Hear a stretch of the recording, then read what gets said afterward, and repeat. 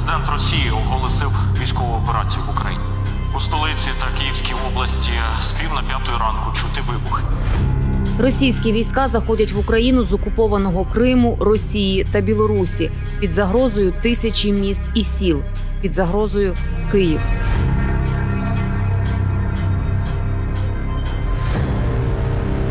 Сім'я Чекмарьових, переїхавши у Бучу подалі від війни на Донбасі, ховається у підвалі. 5 березня Чекмарьови з сусідами 2 автомобілями вирішують залишити місто. На вулиці Леха Качинського, колишній Чкалова, вони виїздять просто на зустріч колоні псковських десантників. 2 цивільні автівки розстрілюють без попереджень і перевірки. Маргарита Чекмарьова, 2 її синів та сусід гинуть. Олександр Чекмарьов втратив ногу, але вижив. Врятувалися і 2 його сусідки. Через рік після розстрілу у справі з'являється ключовий свідок. Торік ми встановили, що до розстрілу причетні псковські десантники.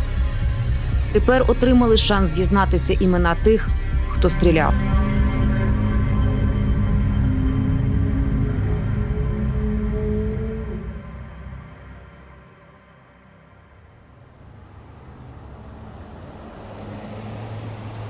Все відновлюють, міняють забори, будинки.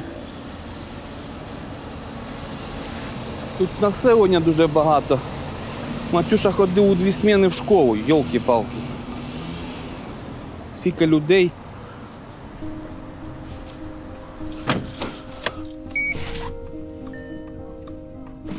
Саша, давно ви за кермом?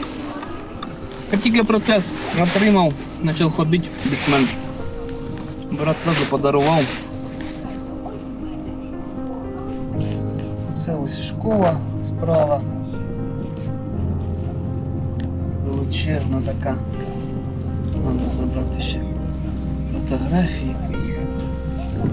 Ось ото садочок там ходив, клянуся. Багато якихось спогадів. То якась пісня, то якийсь фільм, нагадуючий. Це ж Бучанська міська рада, тут Ріта працювала. Матюша вже сам ходив зі школи. Він на англійській вже в нас сам ходив. Поруч тут також.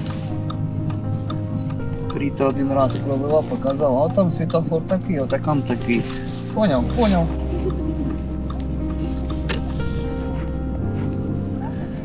Йому мало виповнитись 10, Кліму 5, Матюші 10, а Ріті 35. У нас одні ювілеї мали бути. —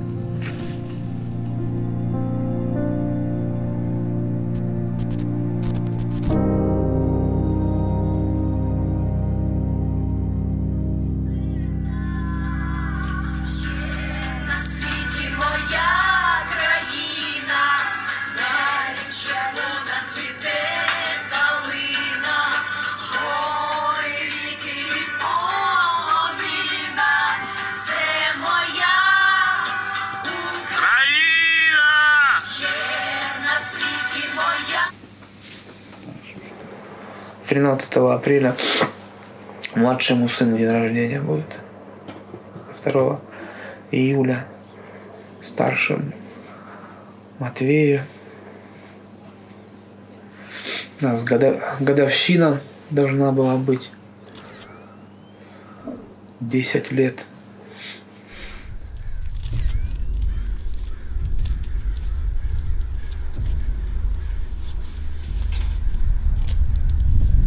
Вагалися взагалі говорити і не говорити, що діти тут поховані. Тільки сказали, десь вже на 3-й день чи на 4-й призналася, що тут її діти.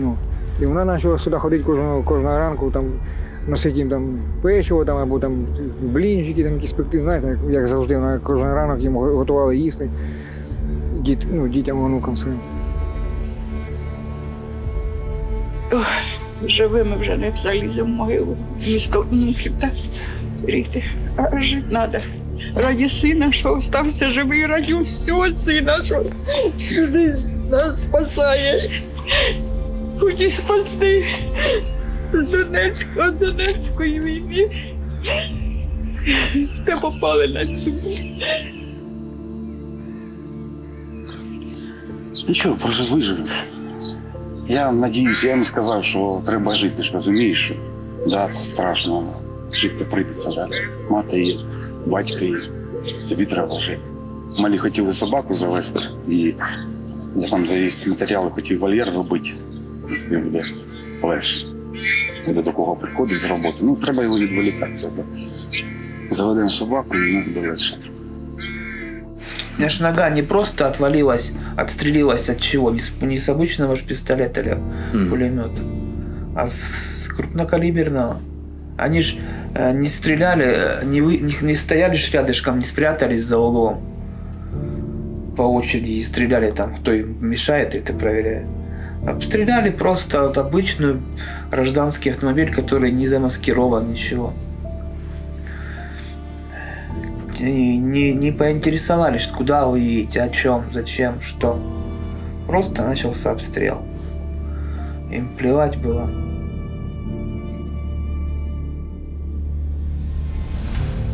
Поряд з вулицею, де трапився розстріл, російські десантники залишили поламану машину. Це була БМД-2 з бортовим номером 715.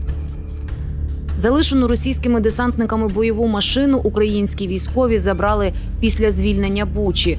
І ми не змогли встановити, куди. Це в лісі, пам'ятаєте, черемички знайшли, так? Щоб зрозуміти, якому підрозділу вона належить, нам бракувало лише одного елементу – специфічної позначки перед бортовим номером. Дивіться, оце в нас Варшавка йде.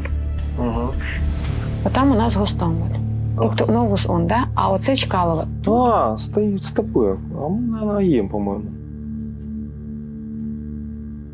Ну-ка, дайте. Стопи.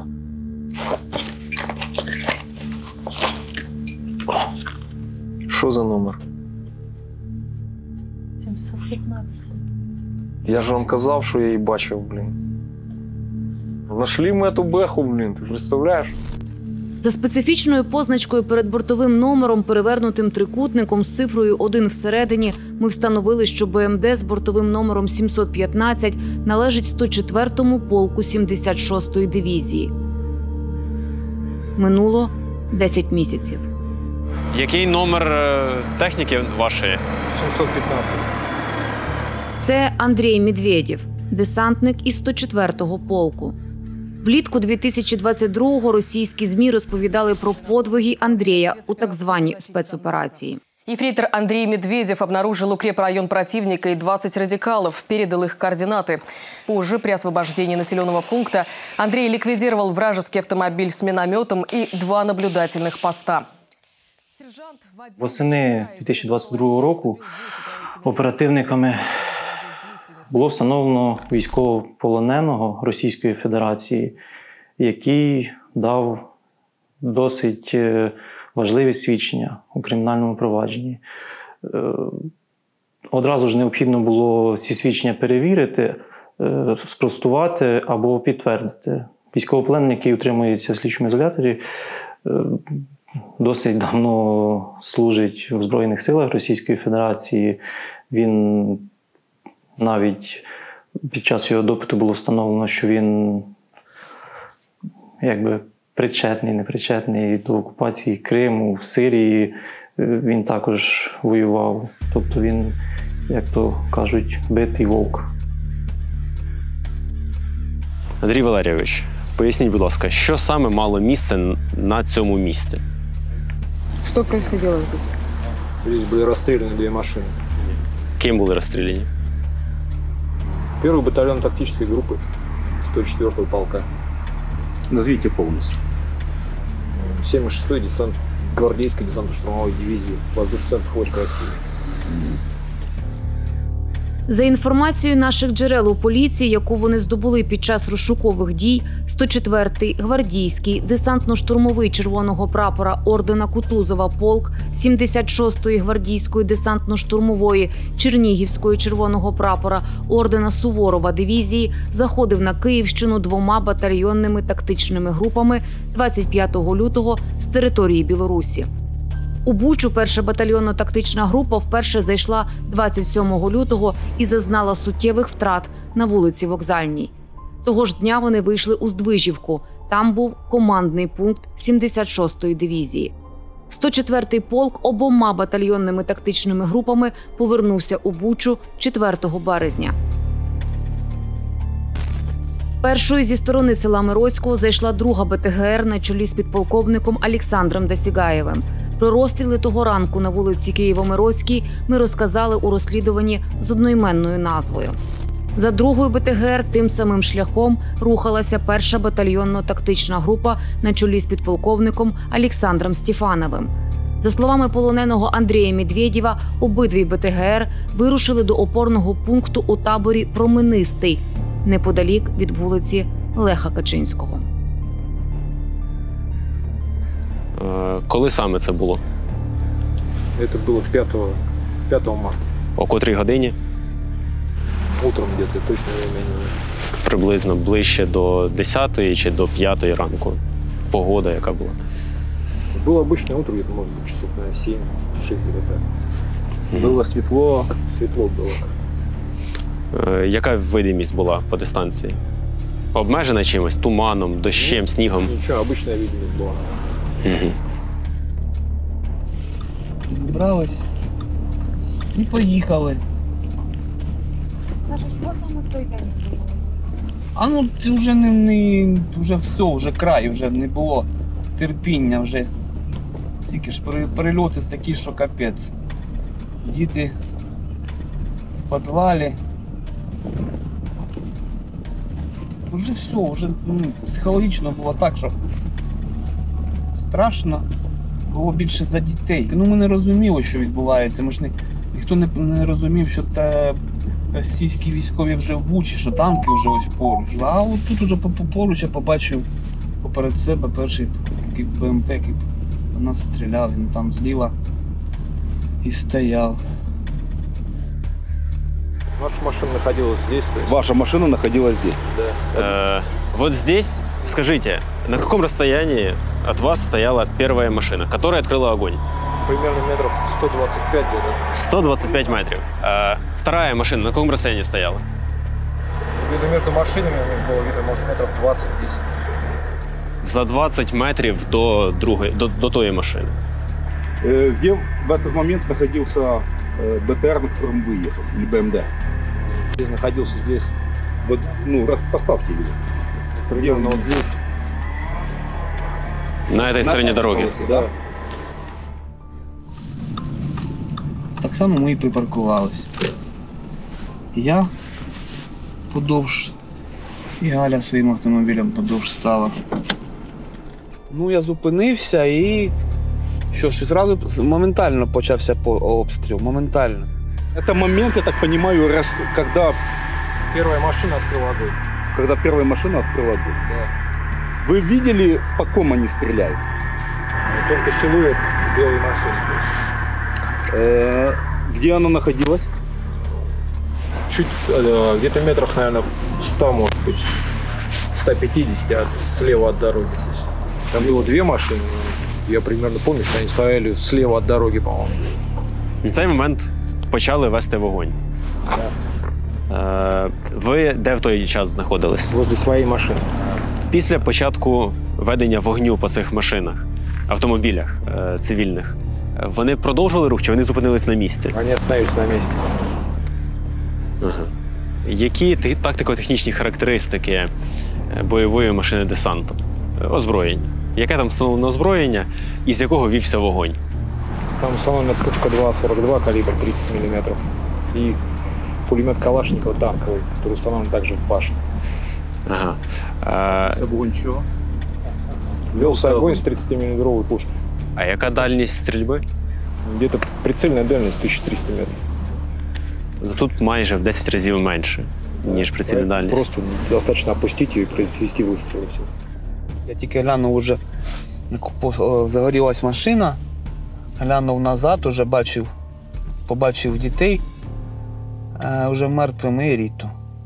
І поранений. Машина горить попереду, прям попала, мабуть, в этот, де акумуляторна батарея. І там почалося полум'я. Загорівся машина. 2 розстріляні автомобілі, один з яких палає. 4 загиблих і 3 поранених. Російська колона продовжує рух. Скрылись из виду. Из виду. То есть они поехали куда? Они, как выяснилось, потом они поехали прямо. То есть. Прямо, да? Да. Вы когда начали движение? Мы когда начали движение, уже не видели. То есть, ну, через сколько после расстрела вы начали движение? Примерно минут, может быть, через 5 или так. Это была чья-то команда, что на движение? Это была командира отделения команды. Как фамилия? Веселков, сержант Веселков. Вашего отделения? Да. Была команда, значит, продолжить движение, да? Да.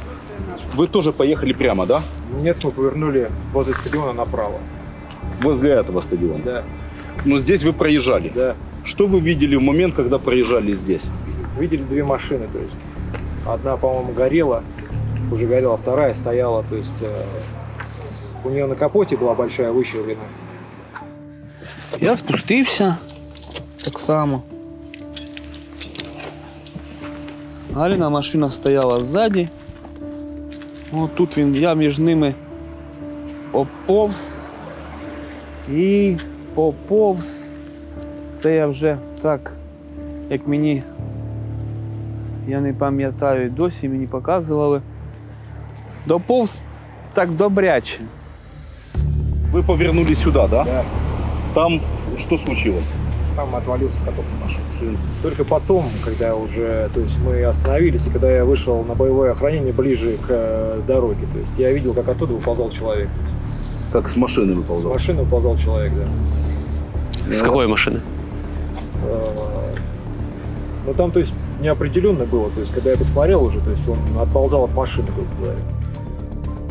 Аж сюди. До цього дерева.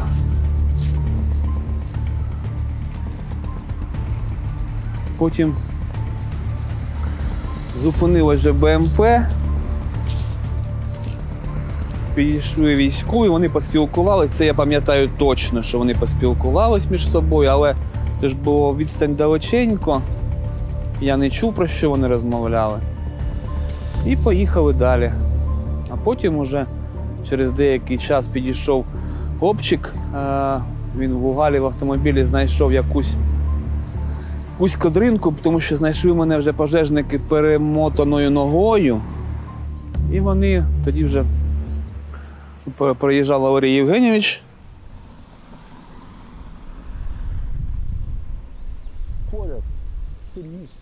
Валерій Ранський – головний свідок у нашому попередньому розслідуванні. Він, як колишній правоохоронець, добре запам'ятав події ранку 5 березня 2022 року і пов'язав залишену поламану бойову машину десанту з бортовим номером 715 з розстрілом цивільних. Повертаю я наліво і бачу, що попереду мене стоїть БМД. Просто стоїть над дорогою. Я його об'їхав, став попереду нього. Власне, оглянув цю БМД, вона була, ця машина, десанту порожня. І, власне, з цього місця я продовжую свій рух. І прямо перед собою бачу, у цій кишені стоять 2 автомобілі, білий Dodge. І перед ними ще щось. І 2 людей тут пораються. І я отак пригальмовую, як зараз. Вони мені дають якісь знаки, типу зупинитися. І я зупиняюсь ось тут. Зупиняюсь, відчиняю вікно. І отримую запитання, чи не можу я пораненого завести в амбулаторію, яка знаходиться там, на Пушкінській, у багатоповерховому житловому будинку. Усього за кілька сотень метрів від місця розстрілу, попри бойові дії, працювала амбулаторія, де лікар-доброволець цілодобово рятував поранених. От, привозять 5-го зранку, люди кричать, що тут це поранений, підбігаємо, ми з Федоровичем. От, я дивлюся, що є така ситуація, кладу жгут, от, дивлюся на його стан, намагаюся його розговорити, міряємо тиск, тиск там 60 на 0. От, ставимо крапельницю, починаємо його крапати. Не було периферичного кровообігу, тобто я тримав крапельницю і кров вже йшла по крапельниці. Я видавлював фактично, щоб довести його до лікарні. Слава Богу, довезли, зразу взяли операційну. Ну, дякувати Богу, він живий.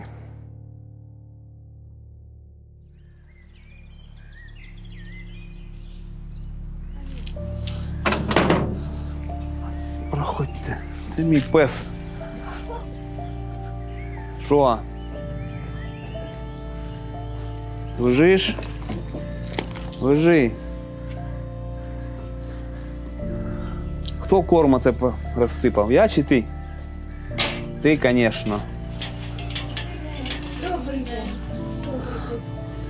Зараз трошки тут просохне. Пасочка пекла, внучат немає. Тож вони біля бабушки. І мазать помагали, і присипати. Дуже важко. Вони в мене перед глазами, я їх не можу, навіть до кінця своїх днів не забуду. Я їх так любила. Вони для мене були все моє життя.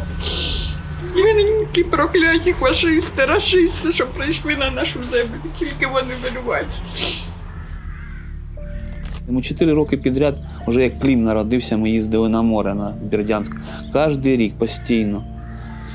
Там чудові такі місця були, брата також знайомий, знімали будиночок, там чудово було. Донецьк, це ви ж знаєте, це такі спогади.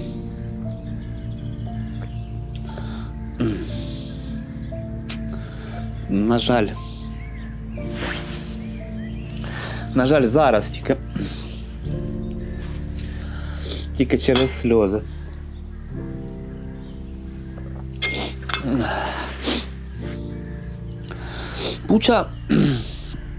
Буча тала такий, знаєте,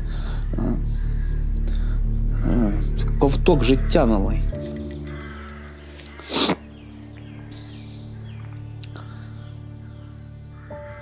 Уже побудоване нове життя Чекмарьових у Бучі перервало не просто російське вторгнення, не просто російська армія, а конкретні російські військовослужбовці. Ми оцінювали наші шанси дізнатися їхні імена як не надто високі, але не залишали спроби шукати будь-які зачіпки. Покази полоненого десантника дали надію на встановлення винних. За словами Андрія Медведєва, вогонь вівся з першої машини у колоні. Эти 3 машины, что это такое было? Это были первые машины, которые ехали впереди в голове колонны. Ну, это какое-то было отдельное воинское подразделение. Ну, имеется в виду взвод, рота, что это? Это были машины первого взвода, первой роты. Это были первые 3 машины, это были первого взвода, первой роты, да? Есть. А кто руководил ними? Там находился командир роты, старший лейтенант Малахевич, первый рот. Так, есть. Першою у колоні того дня, за словами полоненого десантника, була БМД з бортовим номером 111. І у нас є інформація про її екіпаж. Стрільцем-оператором 111-ї машини був 35-річний сержант Альфред Якубов з Челябинської області. Якубову, як і решті екіпажу, вдалося повернутися з Київщини живим. А це молодший сержант Владимир Кравець, один із тих, хто був у 111-й БМД. Владимиру 28, родом він з Магнітогорська. У Пскові у нього дружина і син. Ми зателефонували до нього, представившись працівниками російської військової прокуратури. Алло. Владимир Викторович, здравствуйте. Алло. Здравствуйте. Отдел надзора за исполнением законов органами военного управления и воинскими должностными лицами. Я очень плохо вас слышу, вас очень шумно. Вы можете отойти куда-то? Ну, В общем и целом я отошел. Речь идет о расстреле 2 машин на улице Чкалова. Сейчас, секундочку, я уточню. Да, 5 марта на улице Чкалова в Буче расстрел 2 машин. Имеется информация, что машины были гражданские. Кроме того, информация имеется, что выстрелы производились из БМД-111, в котором в экипаже были вы в том числе. Замечательно. Но я тогда жду официального оповещения, да, с вашего ведомства. В таком случае хорошо. прибуду. Если приеду я, мой непосредственный начальник. Я один не собираюсь с вами беседовать по поводу этого всего. Оговтавшись, Владимир почав вимагати докази, що ми з прокуратури, і дізнатися більше нам не вдалося. Раньше был механиком-водителем БМД-2, то машина более маневренная, скоростная, двигатель более мощный и в управлении удобнее. То, что тут стоит штурвал, а не рычаги управления. На цьому відео єфрейтор Сергій Демідов. Це сюжет про випробування нових БМД-4М. Під час вторгнення в Україну він, за показами десантника Медведєва, був старшим механіком, водієм БМД-2 з бортовим номером 111. Сергію 33, він уродженець Архангельської області з дружиною Анастасією, яка теж служить у 104-му полку. Сергій живе у Пскові, має сина. Дотелефонуватися до Сергія нам не вдалося, і ми набрали його дружину. Да, слушаю. Я хочу вам рассказать одну историю, которая произошла в Буче 5 марта. Машина, где ваш муж был водителем-механиком, с этой машины расстреляли 2 гражданские машины. Там погибли мальчик 9 лет и мальчик 5 лет, и их мать. Еще один сосед в задней машине. Вот я не могу с вашим мужем связаться. 5 марта 22 года. Год назад. Нет. Почему? Потому что я знаю, что нет. Как нет? Потому что нет. Ищите другую жену. Другую жену, чью жену? Командиром екіпажу БМД-2, яка, за словами полоненого Медведєва, очолювала колону, був старший сержант Олексій Чурін. Він живе у Пскові, у Олексія дружина Наталія і 2 синів. Олексій Чурін міг бути тим, хто віддавав наказ стріляти по цивільних автомобілях. Чуріну ми телефонували уже після розмови з Кравцом. Він не відповів. Після запитання у меседжері заблокував номер, з якого ми писали. Постріли з бойових машин десанту здійснює навідник-оператор. Наводчика-оператора называют музыкантом, который играет сразу на 3 инструментах. Он одновременно поражает цели из автоматической пушки, спаренного пулемета и противотанкового ракетного комплекса. У цій же програмі телеканалу «Звізда» розповідають, як надійно захищене робоче місце навідника-оператора, якому не страшний навіть артобстріл. Спеціальність навідника-оператора, кажуть у програмі, є однією з найпрестижніших. Бортовому компьютеру задаются определенные координаты, и орудие уже автоматически, то есть баллистический вычислитель вычисляет и задает определенный угол орудию, то есть и уже ведется огонь. Так, десантник Нікіта Чалов розповідає про особливості роботи нової БМД-4М, яку отримали псковські десантники.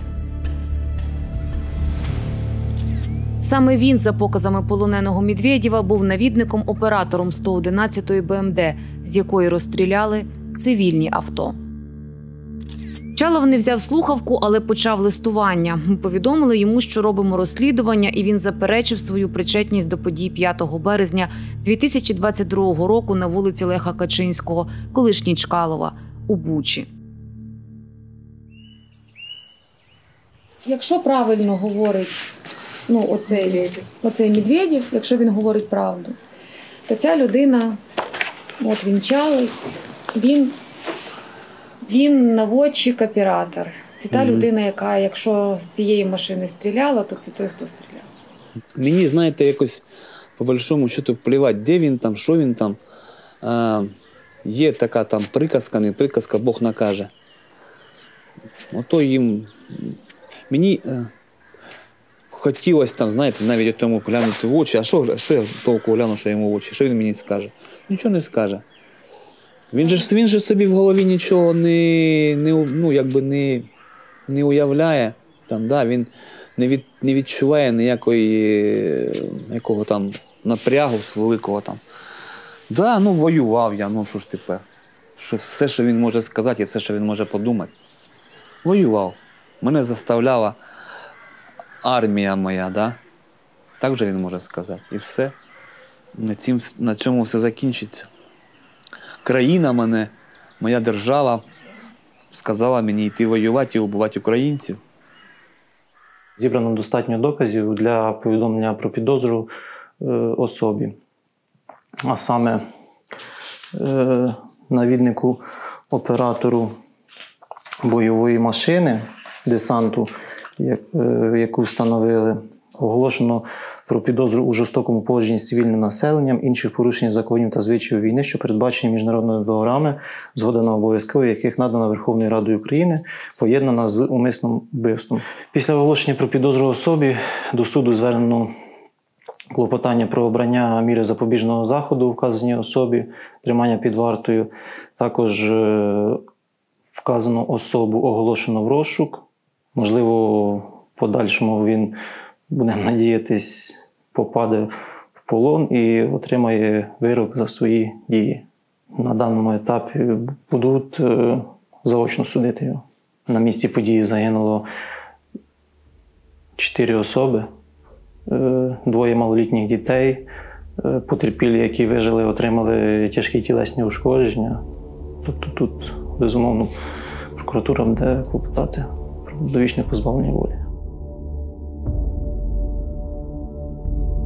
На те, щоб розслідувати десятки тисяч воєнних злочинів, скоєних росіянами під час цієї війни, і встановити винних, Україні, ймовірно, будуть потрібні десятки років.